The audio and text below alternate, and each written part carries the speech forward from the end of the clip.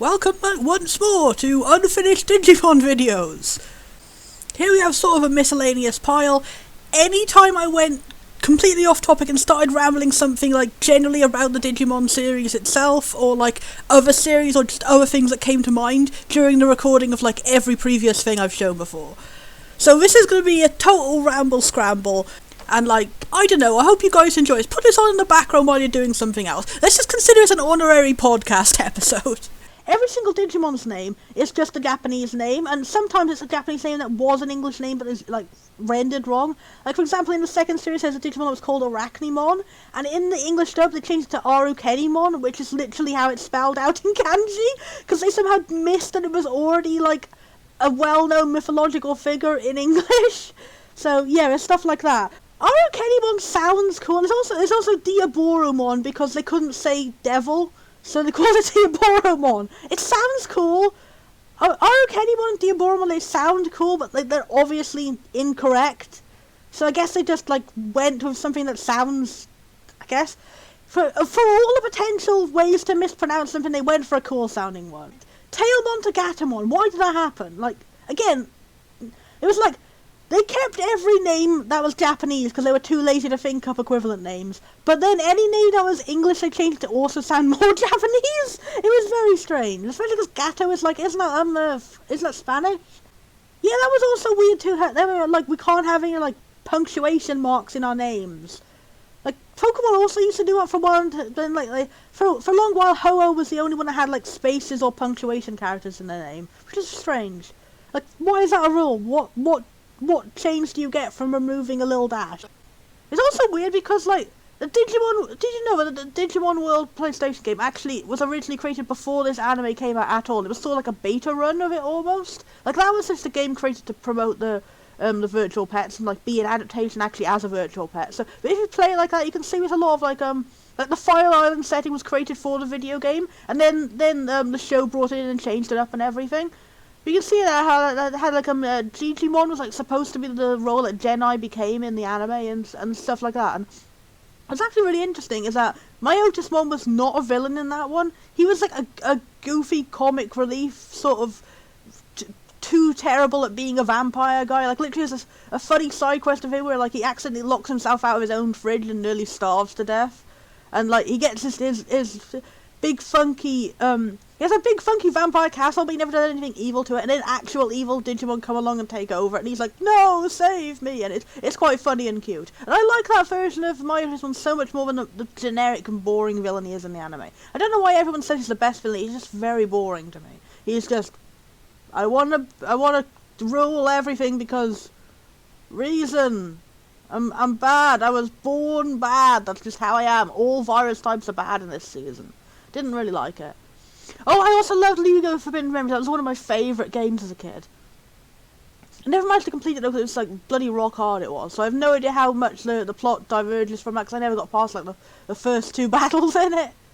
But I wasn't. No, the blue one was the blue virus one was the cyborg was it Mega Greymon, War Greymon, something Greymon, the evolution where he turns into a cyborg. That was the weirdest change they made between Digimon World, which came out before this, and then this. In Digimon World, you could only get the blue Metal Greymon. Oh, that's what it's called, Metal Greymon, wasn't it? The cyborg evolution, because that was originally his concept in the trading card and in the Tamagotchi. It's like by becoming a cyborg, it also becomes undead, and that's why its colour turns blue. And then I guess they thought that was like too bad and they had to censor it for a children's anime. So that's why we have like the two variants of it now. It's weird. Because like they brought it back as a variant later on, so clearly at some point they decided, oh, that's a bit silly. But yeah, I think the blue one looks better. Like, that's one thing I really didn't like about early Digimon is how it really wasn't good with the girls, and then Tamers was great with the female characters, and then Frontier became even worse than Season 1 about girls, and then Digimon Fusion was even worse about it, and I'm just like, how did the series go backwards? And I felt so sad about her plotline, seriously, because it's all like, oh, you're bad for being a tomboy, and you should learn to love your mum even when she's being horrible to you, and stuff like that. I'm probably misremembering a lot of details, but it felt kind of weird. It felt like the story was being overly judgy, just saw her for like having things that weren't even character flaws, but they were presented as character flaws. And her going like, oh, I'm not sure if I can be loving because I argued with my mum once about a situation where my mum was genuinely in the wrong. Yeah. And yeah, that's also the thing about the Ursula Lily season, is they sometimes like inserted extra like sexism or like characters being a bit like rude to each other when like they weren't before, which kind of ruins the sense of friendship in some ways. It was never too much that it felt like the characters didn't like each other. Honestly, in Frontier, the problem was like it was sexist in Japanese too, and like that was a lot of times where like, it felt like there wasn't really a sense of friendship or bonding between the characters because they were just constantly making fun of each other for like, oh, you're fat, oh, you're a girl, oh, ha ha ha, I like fashion because I'm the girl and I hate you because you don't, and blah blah blah blah blah blah. Oh, let's all go, let we want to smooch the one girl in the team. Then oh no, she's got kidnapped and she's doing fan service stuff, and oh no, she's fighting the one girl on the enemy team who's making her like wear a bikini. I didn't get much into the Frontier. I couldn't even watch the whole of Frontier. I just couldn't stand that stuff, to be honest. But anyway, Sora deserved better, and all the other characters, the female characters who got treated even worse later on, they deserved even better. Yeah, and Tamers, I could yell for hours about how great Tamers was in every goddamn way, but that's especially one of them. I love Guilmon so much just for being like a cute and adorable, super goddamn innocent virus type Digimon. I didn't even know he was a virus type until I looked at the TCG class, how much they didn't treat him like a stereotype of virus types at all. And also the whole Impmon plotline was great, and Renamon brought in like transgender themes into Digimon, and like I'm so sad that the dub cut all out, and I never knew until I was an adult. There's just so much good in that series. God, it's so frustrating. Especially frustrating as like a bloody closeted trans kid, and you're going, why am I so aggressively pissed off by this girl acting especially girly? I was a lot of like, God, like internalized self-hatred for being trans ended up making me act like a bloody misogynist when I was a kid. I hate it, and that's why I like whenever I see like a woman being sexist against women or whatever, I'm like, oh, are they dealing with some sort of issue too? But like. Still, it's like, you give people as many chances as you can, and if they don't end up taking it, then, like, yeah, I know I've been a person who's made those sort of mistakes, too, and, yeah. And so I'm getting sad now, I'm thinking about bloody sad things. Her and Matt had basically the same goddamn story arc, didn't they? Sora's thing is being, like, overprotective, and Matt's thing is being overprotective, but only towards his kid brother, and to everyone else is a gigantic fucking arsehole.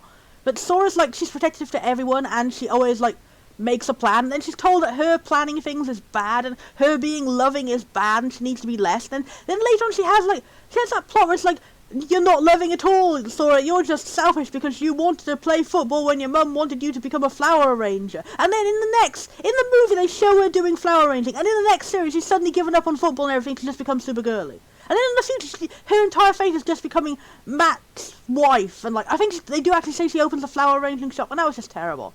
Sora's the other character I got really pissed off at, like, bloody sexism and stuff. Like, seriously, Sora should have been the fucking protagonist. Like, her design looks more like a protagonist than Tai, to be quite honest. She has basically the Pokemon protagonist design, doesn't she? When you think about it that way. And, like, she gets no goddamn role in the entire show. Like I said, the only thing I remember about her whole arc is that she was, like, blamed for, like, wanting to follow her own hobby of football rather than wanting to do what her mum wanted to do. And, like, that's not right. Your mum should not force you to. Their mum was literally like, give up playing football because it's not girly, and like we were supposed to agree with that. No, and then she actually becomes girly in O2. It's like, no, that's not character development. That's a character giving in to like someone telling them to stop doing what they enjoy. Like, sure, okay, some people do grow up and they go, oh, I don't really like this. I like a different hobby now. But like, she didn't get that sort of arc. She just had everyone telling her that the hobby she enjoys is bad, and then she agrees and she changes to a hobby that everyone else likes.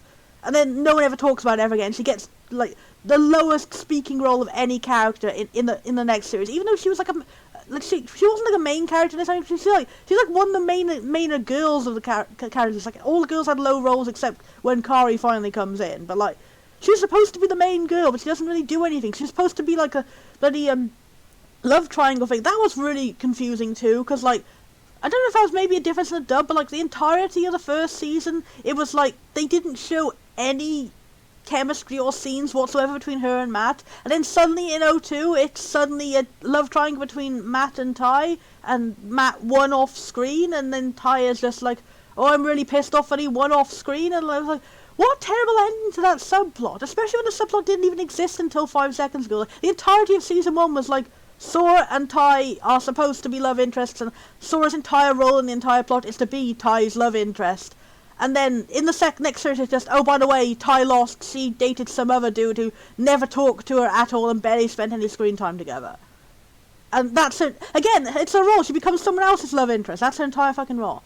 Sora deserves to be the goddamn protagonist of it. Sora deserves her own spin-off series. Sora deserves, like, some sort of alternate universe where she's the leader of a different group of kids or something.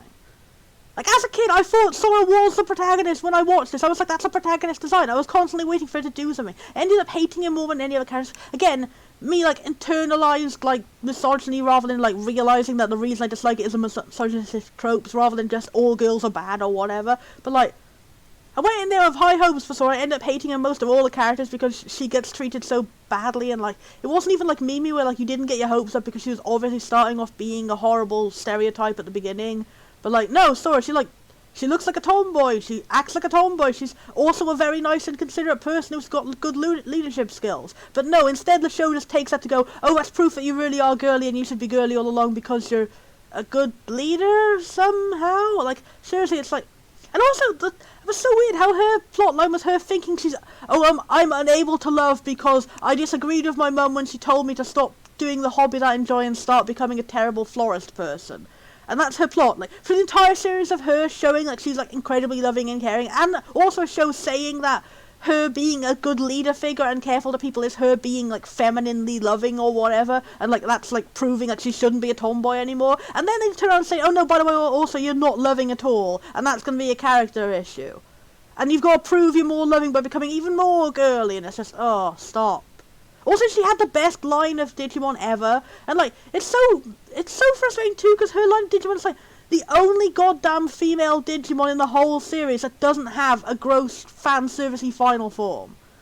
And goddamn, Biyomon, Biyomon's a girl, Biyomon's a bird. Biyomon evolves into a bigger bird. Biyomon evolves into a really badass, grungy, metal-looking bird. Birdramon is one of the best goddamn designs. Biyomon evolves into, like, a goddamn gigantic buff woman, and then she evolves into an even more giant grungy bird. There are no point where she turns into a horrible fan service thing. Every other goddamn female Digimon in the entire series has to turn into a horrible fan service thing.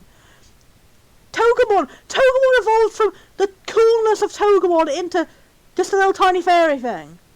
Wow, boring as fuck. Togemon is a giant fucking punching cactus. Why did she become a tiny wayfish woman? If she became like a Gajinka human, she should be like a chubby buff lady or something. It doesn't make sense.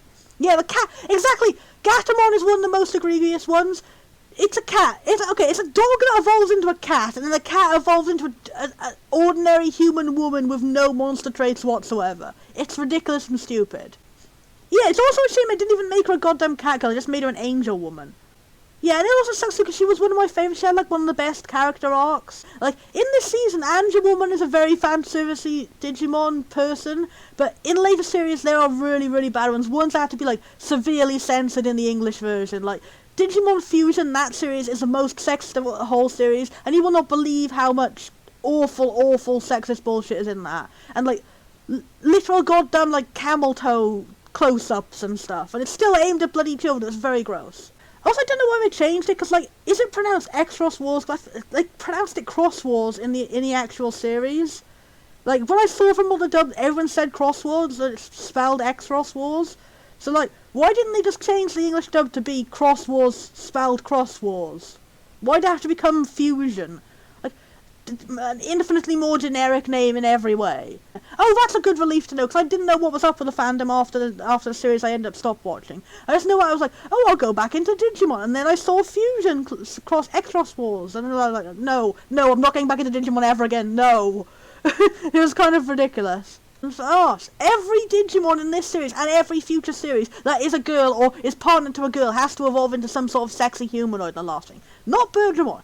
How did they manage to succeed so well in giving Sora a genuinely tomboyish Digimon, and then failed so badly in every other part of the plot, and the moral of the plot was to become not a tomboy? It becomes weird looking at the later seasons where it's like, oh, Sora is great, she's so much happier being girly girl, and she still has this incredibly tomboyish Digimon. It's just weird. Also, it's weird that, like, Biyomon's personality was very girly anyway.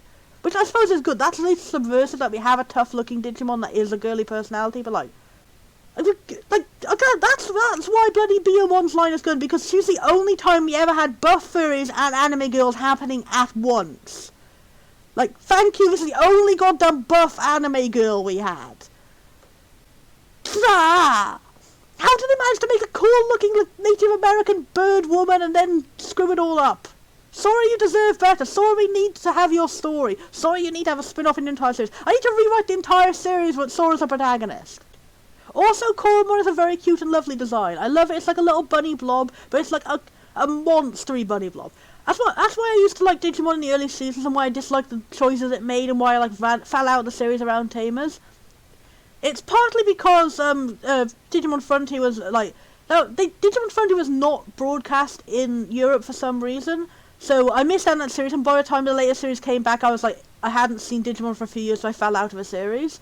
Don't know why I did. I guess it's because it wasn't popular in America. But yeah. And then also I disliked how the Digimon designs started to change. Like Frontier, it made sense because it was supposed to be a Sentai show. Everyone was going to be humanoids and Sentai in it. But then after that, they just continued making everything into Sentai. And now it's why is it even called Digimon anymore? It should just be called Human guy in armor doing nothing monstrous whatsoever. It's boring. I don't want to see a series of just sexy dude evolving into sexy dude, evolving into sexy dude, evolving into sexy lady, evolving into sexy furry, just everyone wearing stupid little armor costumes. Anyway, that's why I like the design aesthetic of this series, because it was a good way of doing 90s cliches, unlike a lot of the things that were bad about 90s cliches. There was that brief 90s cliche of I didn't like how it was all gunk and gross, which has actually come back nowadays, which is kind of hilarious. Seems to go in waves. They suddenly decide children like horrible things. Yay! But yeah, it's actually funny how nowadays when that's happened, now you can find poop-related merchandise everywhere in Britain and America. But back when this came out, Digimon was considered lewd and awful for having poop jokes, and they had to be censored in the dub, even though this came out in again, the era of everything being all horrible and grungy for kids. That's why I like the original Digimon designs. They were horrible and grungy in a good way. They weren't horrible and gross. There was one or two gross Digimon, but the whole thing wasn't gross, bloody Cabbage Patch Kids, whatever it was called. But yeah, they have a poop Digimon, and but all the other designs were just actual monsters. They were designed detailed, grungy, big fangs, big cyborgs stuff everywhere, big chunky arms and weird eyes and stuff. And that was cool. That was aesthetic I liked. I liked monsters that look like monsters, and especially I like monsters that look like monsters and are sympathetic and are your good friends and you can hug them. That's what I like. That's why I really got sad in the dub whenever they were all virus types are evil and oh, this guy is ugly and all that. And they're no, that's the whole appeal of Digimon, is I want to get the big grungy virus type Digimon. I want to hug him and be my best friend forever. And that's why I really like Koromon's design, because it's a cute blob with bunny ears, but it's also got a grungy aesthetic to it. Even the cutest Digimon had a grungy aesthetic to it. Koromon has little fangs, and they have those big weird eyes. Every Digimon has those big weird eyes, which is half cute and half ominous looking. I love it. Especially, that was why Tokamon was my favourite. Patamon, I love Patamon, but Tokamon I loved even more because it was a cute little bunny and it had ridiculous, gigantic, fuck-off vampire fangs. Oh, that's a funny story about ninjas, is ninjas were literally banned in Britain. Teenage Mutant Ninja Turtles got this ridiculously huge edit to it to change them into Teenage Mutant Hero Turtles. Literally, the word ninja, anything relating to ninjas had to be censored from every part of TV for God knows how many years in the 90s. And it made no fucking sense. It was all complete racism. Apparently it started because there was some sort of case of someone there was one person who committed one crime using nunchucks, because in Britain guns are banned, so it was a big scandal, oh no, someone has used a weapon and it's not a gun, but people use knives to commit crimes all the time here anyway. And they created this big whole bloody Japanese phobic thing out of it about this one guy who used nunchucks to rob a bank. And then no ninjas are allowed on children's television ever again. And thankfully they've gotten out of it nowadays, but that was a really long ban that stayed into place for 6 years. It was ridiculous. Yeah!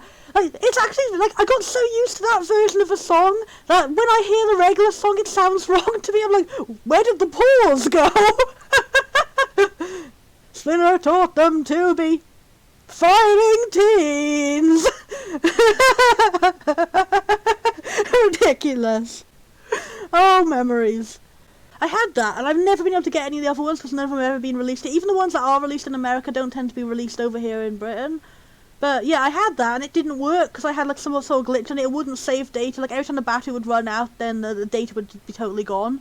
And that was a bit of a shame, but I really enjoyed the PlayStation 1 game Digimon World, which is basically just a 3D version of a Tamagotchi. I adored it so much. That was actually technically a beta version of the anime, because in Japan that came out before the anime, way before the anime, and it was like, there's some things there that are similar to the anime, and you can like see them being foreshadowed, like they were working on the ideas and stuff. But it's really interesting how that was released in English way after the anime. So yeah, just random trivia. Oh, cool. Oh, Unimon is awesome. I was just saying about how I liked the early series Digimon designs because they had, like, an actual grungy monster aesthetic to it. Unimon is cool because it's like a monster cyclops cyborg unicorn. And I'm like, yeah, cool, rad. They added some coolness to a unicorn.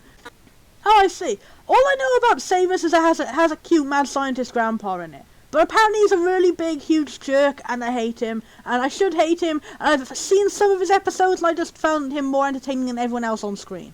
And I feel bad about that because he is a big jerk.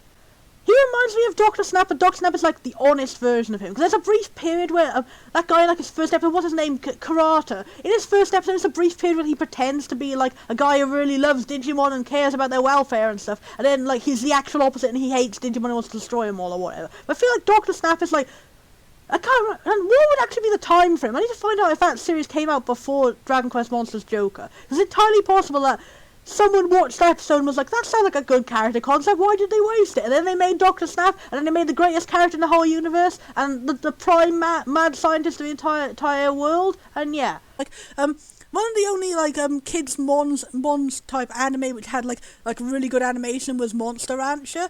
Honestly, nothing can stand up to the standards that set for the time. Like even like for the time you come back and you look at Monster Rancher and you think that's not as good as the animation we have nowadays. But like for the time and how more limited the technology was, that was the best you could get. That Monster Rancher also did that and developed it really well. But like Monster Rancher wouldn't have really been able to exist without Digimon existing as the first one to do that. Because Monster Rancher in a lot of ways was like a really interesting exploration of like all the potential themes and questions that go unexplored in like earlier Stuck in a Different World episodes like that. If anything, like this was like the establishment of like the isekai genre in like Japanese popular culture at least. Like obviously Alice in Wonderland was like the first one ever as far as I can tell, but like, yeah, like, it's so interesting to see how this was an isekai before isekai, and, like, at the time this was not an overused premise at all. It didn't have any tropes or cliches associated with it. You see, like, the prototype state of them being in their making during this and everything. And honestly, I prefer this. I want more isekais where it's just about actually being stuck in the other world and having a fun adventure, rather than for no reason changing the genre to be, like, really aimed against horny teenagers rather than kids for some reason, and now it's all about I'm gonna go get a bunch of wives and girlfriends in the other world, and like let's not even talk about the other world itself for some reason. It's like, no, I don't care. I don't give a shit about this guy's romantic contrast. I want to know about how funky the world is. I want to have world building as good as the digital hiding tree. See, Togemon, that giant cactus, it evolves into a sexy lady. Why did they do it? Togemon is one of the best designs ever. It's just a cool cactus. I love cool cactus lady and she deserves better. See, even the song puts Togemon at the end because they know she's the best one. I really love the world building in this. Also, the only complaint I had about Tamers is that the digital world in that series was quite boring. It was just like a big empty wasteland with no interesting stuff. That's what I was saying about why I really liked the hiding tree earlier on. I love that world building, how the digital world is like, it's basically like Wonderland, Alice in Wonderland. It's just a place where everything runs on weird rules and like occasionally something digital happens. I just like that, it was really interesting. I like the world building given by the fact that like it's just natural in this world and like 1 out of 10 trees is actually not a real tree. Wouldn't it be so funny if you just walked into a forest like, I'll find the fake tree? And then you find it and inside is like a small room. Yeah, Tamers is definitely the best. I love it so much. The dub is also a higher quality. It still has some jokes, but it's not so constantly like it doesn't have the problem of like inaccuracy to the source material because of the jokes. Like, it just has jokes. It's not like Zen was mentioning before about how like they change the amount of brothers that Joe and Mimi have like between episodes because they just add jokes. Like as far as I know from that, Tamus didn't have any inconsistencies. The only inconsistency they had in the dub was the thing with Leomon's death, where they slightly changed his dying words, so it didn't quite become so resonant. But it was still really sad in its own way. Yeah, the name change was stupid. Like, why did they change Lee to Henry? It's like his name was like Lee Chanlang or something. But like, even if they didn't want to like pronounce his first name, they could have just changed it so that Lee is his first name or something. Like if they thought that sounds more American or whatever. Exactly. Yeah, it's only the Chinese characters. It's very weird. Like in the dub, they don't even mention at all that Lee is Chinese. It's really like it's messed up. It's especially weird because like anti-Chinese sentiment was stronger in Japan at the time than in America, and like it was actually quite progressive of the Japanese show to have a Chinese main character, and then the dub just censors it because it's very strange.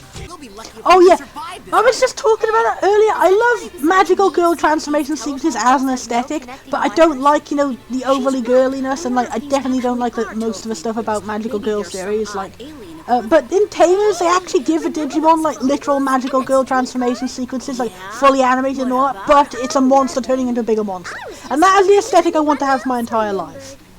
Oh, fun fact is, again, that's how Digimon World the game came before the anime. That style that they drew for those animations, that is how they evolve in the Digimon World game. And they just animated it in like way more detail. And in Digimon World game, they also do look like they're in horrible pain. It's very annoying, and I wish I wasn't there. I feel really, really, really sad for them.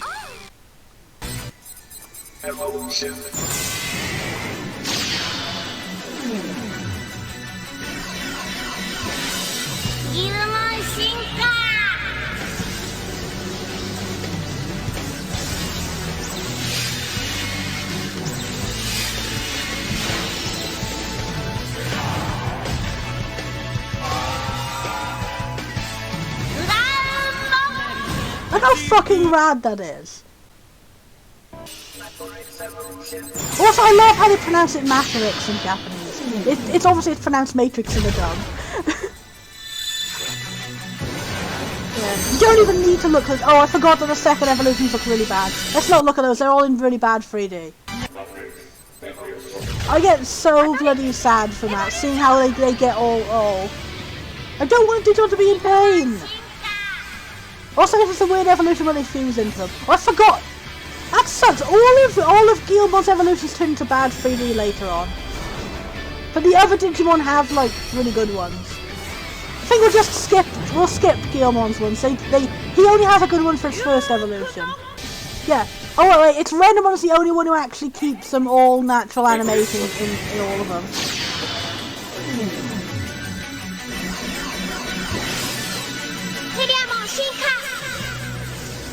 Like, seriously, poor bloody Terriermon. But also, it's really bad as this little tiny thing turns into a gigantic buff thing wearing jeans with Gatling guns for arms. Gargamon's one of my favourite Digimon designs in the entire universe. Yeah, definitely. Ruki and Renamon, or Rika, how they pronounced in the dub for no reason. What was the point of that? Changing a Japanese name to a different Japanese name. Ruki and Renamon are the best characters in it. I wish they had more of a focus in the end game, to be honest. Ruki's a fucking badass, Renamon's a fucking badass. Renamon has also got, like, heavy transgender themes in the Japanese version, which was sadly not kept in the dub. But so relatable, Jesus Christ. That's another reason why I hated Fusion or Cross Wars, is because, like, before it was canonical that Digimon don't like, have, like, gender, sex, and all that. They don't, like, reproduce like that. And then in Fusion suddenly it is, and, like, Digimon, like, sexually reproduce, and they have, like, camel toes and stuff, and it was all like, no. But did you not remember the Renamon plot? No! Well, I found this one so hilarious. It's like the contrast between well-animated, like regular animation Lee, and then this horrifyingly drawn CGI robot.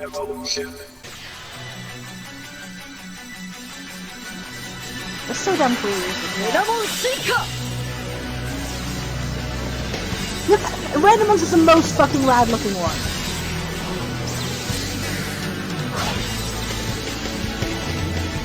Oh yeah, thanks for explaining it, Torn. I wasn't sure how to explain it myself because I'm not even much of a good talking mood. But yeah, it's a very relatable transport. Basically, every Digimon in Japanese is like naturally non-binary, and then Redemon has a plot of like coming out as female, and it's all really good and relatable. And look how fucking amazing her animations are, and everyone else got bad CGI. See, it makes sense that she's the only one who gets a singing in her evolution because she deserves it.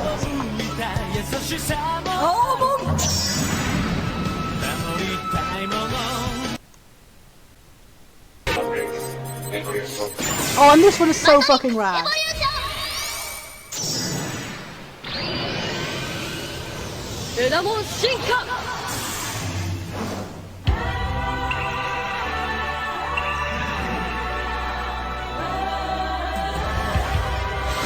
As you can see how all the female Digimon always digivolve into a humanoid looking one. But she was the only one who got a really good sequence for it. And also she's the only one that isn't like a skimpy outfit, she's just a cool warrior lady.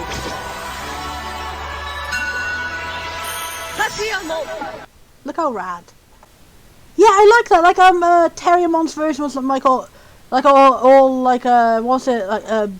army-ish, and then Redemon's one got the actual singing. Sukumon's one has got the best song, that's why I was all hyped up for. Oh god, yeah. Definitely, Beelzemon made me cry so much, he was my favourite fucking character. And his evolution, that sequence made me cry so much. There's a whole sequence, he has a big motivational thing of like, I'm fighting for real this time, because I've got someone to protect, and then he does the whole thing, and he transforms mid-step down the road, and then he suddenly grows gigantic wings, it's just so fucking cool. Yeah. He was the best character in the universe, and I cried my entire heart out.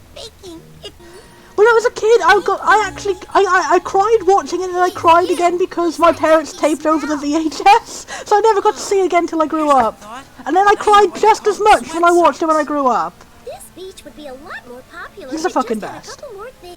Yeah, and then in season 3, Rio just appeared out of nowhere and was like suddenly really important to the plot. And like, we never got any other foreshadowing because it was all in the games that we didn't get in English, and then he just like took over the plot and took screen time away from like the characters you already knew and everything. It was crap. Hated him. It's a shame that the YouTuber Cactus Casual isn't around anymore and he deleted all his videos. He had a really good review of exactly what was wrong with Ryu. Yeah, that's the reason why I don't watch The Sims anymore. My parents like watched it a lot when I was a kid and I really didn't like it. I am not exaggerating when I say this, I was literally traumatised by the episode with Pinchy the lobster in it. Like, it sounds ridiculous to be so horribly affected by an episode of a silly cartoon, but like, that one hurt my heart. I was crying for so much for days. I was terrified constantly of all my pets dying, and especially terrified of accidentally killing my pet. Because that episode, like, the plot of the episode is that Homer gets a pet lobster, and Homer loves this lobster. The entire episode, he's a good pet owner to the lobster. He loves the lobster. The lobster is happy, everything. It has like a happy ending where like the lobster makes some character development and stuff, and then like at the very last 5 seconds of the episode, Homer accidentally kills the lobster and then eats its corpse. That episode fucked with me. And especially like, there's Treehouse of Horror episodes they have here, the one where the mist turns people inside out, and yeah, there was a lot of episodes that were not good enough, especially early episodes too, where there's like the one about like prostitutes and like being really awful to prostitutes, and there's loads of other problematic stuff I didn't even notice, like racist stereotypes and stuff I didn't even notice until I was older. A lot of stuff got like put into you because like my parents made me watch this when I was like a really, really young kid who didn't understand it. Like, all I grasped was how much I was traumatised by the lobster episode. And there are a lot of other episodes that I'm just glad I never managed to see because, oh my god. It's ones I saw as an adult and they still messed with me. Like, seriously, that bloody Treehouse of Horror episode with the mist that turns people inside out. How was that allowed to air on television? No! Oh god, yeah, Itchy and Scratchy was not funny at all. When I was a kid, I couldn't even watch Tom and Jerry because I couldn't stand the slapstick violence. I was too sensitive for everything. Beamon has the best evolutionary line, seriously. She's still to date the only female Digimon who doesn't have a sexy humanoid form at any point in her entire evolution line. look how fucking rad that is. Like a gigantic demon monster bird. Best thing ever. Oh, also, yeah, Garudamon is awesome. Like, literally the only buff woman in the entire goddamn series. Like, Garudamon is there for the furry crowd. Garudamon is there for the you. Garudamon is there for a very, very good and very appreciative part of the audience, who deserve every moment of Garudamon. Garudamon is honestly what Redamon's final evolution should have been. Like, I'm fine with Redamon's final evolution, like, being a sexy humanoid or whatever, but it was so weird how a final evolution changed to a supporter type instead of a fighter type. Like, every other evolution was a fighting type. Like, it was like Lee's thing, Henry in the dub, it was his thing to be a supporter type. Then they swapped literally in their final evolution, it's very weird. Togemon is one of my favourite designs. I am so disappointed by her evolution. Again, it's one of those Digimon where, like, they start off, but, like, a lady Digimon who's allowed to be, like, a fighter type, and then the final evolution is, like, a supporter type who looks like a generic, boring, cutesy humanoid in, like, fan service costume. It sucks. Togemon deserved better. And the thing is, Togemon actually got better in the games. Like, in the games, there's a new canonical potential, like, perfect final evolution for Togemon called Titamon, which looks so much infinitely better. I wish I was canon to the one in this series. They're debating about whether or not we should climb Infinity Mountain, which is way up over there. That's practically up to the sky. Oh yeah, that's one of the biggest signs about how Digimon World, the video game, came out before the anime and has a lot of related things. In that, Mount Infinity was like the final dungeon. Yeah, Cherrymon in Digimon World was terrifying. I really like that design, but I like how it was redesigned into a grandpa too. I never know which one to decide for. Cherrymon's original design was really monstery and cool, and then Cherrymon's redesign was a grandpa. And it's so hard to choose between literally any other design and a grandpa. Why couldn't it have stayed monstery and cool and also been a grandpa? Can you imagine the grandpa design with like it had the old monstery eyes? That would be neat. But I love this so much. I love the gameplay of these games. I just adore pet games, especially pet games where you get to play with monsters. And that's why I love Digimon World so much. Because you just like, I love monster games, but I don't really care about combat very much. I just want a game where you just be the friends with the monsters and you hug the monsters. And that's why I love Digimon World so much, is because you're friends with the monsters and you hug the monsters. But also they die, and that makes me really sad. That's a common thing between this and Monster Rancher, is that the monsters always die in the end. That's so sad. If anyone knows any other games where you just have a monster pet and you hug it and it doesn't necessarily have to be all battling and stuff, and you get to like feed it snacks and raise its stats and stuff, I would love it. Monster Caretaker games are my literal favourite games in the entire universe. Games where you just catch monster stuff just to fight on each other and you don't actually get to like look after them and pet them and cuddle them. I don't like them too much. Yeah, Rune Factory 4, I loved it so much. I spent so much time just, like, managing my monsters in my farm, and I felt so sad that there's a limit to how many you can keep in your farm. Like I said, I could barely even tell what the monsters look like in the graphics on that game. I still adore them so much. I've only played Rune Factory 4, so I don't know if it's any different in any other games in the series. And Porcaline is cute, and I give him a hug. I want to be able to do more stuff for him. I liked so much in Rune Factory 4 that you could have your monsters help you out on the farm, but it was very limited, you couldn't really do too much of them. But I liked that you could have them accompany you on things, and then you could have them work on the farm. But I never had them accompany me anywhere, because I always just had Porcaline accompany everywhere. He was my partner in crime. He defeated all the biggest bosses. He saved the world, and he saved Ventus Will like 5 times over. Porcaline is the greatest, most powerful friend. And I married Dillis just so Porcaline could be my dad-in-law. I was tied between Dillis and Arthur and what's her name, the elf lady who was his daughter. I was just like, they're all the ones who work together in the lovely restaurant, so they would be the ones who Porcaline would get a scene if you married them. And I got the scene when he married him. And the scene where if you marry Dillis, he literally says that he sees Dillis as his son, and I cried so much, and I was so glad I married him. And also it was just nice having a weird little unicorn werewolf husband. It'd be neat if your children actually changed appearance to match the characters, because it felt a bit weird how you could marry these monster people and then your children were just boring humans. Like, he didn't even have the same hair colour or anything. I need to draw it. I was always saying I was going to try and draw my character. What if my little daughter was like a unicorn monster like her dad? That would be cute. Poor Colleen was lovely and adorable and lovely and hugs and dad. I love fictional dads. I love monster caretaker games and I love dad games. I love games where you get to be the dad and also have the dad. Rune Factory 4 was a very good game. It had double dads. I wish there was a site you could just search to find monster hug games. I want all the monster hug games. I need to search for them more of a thing.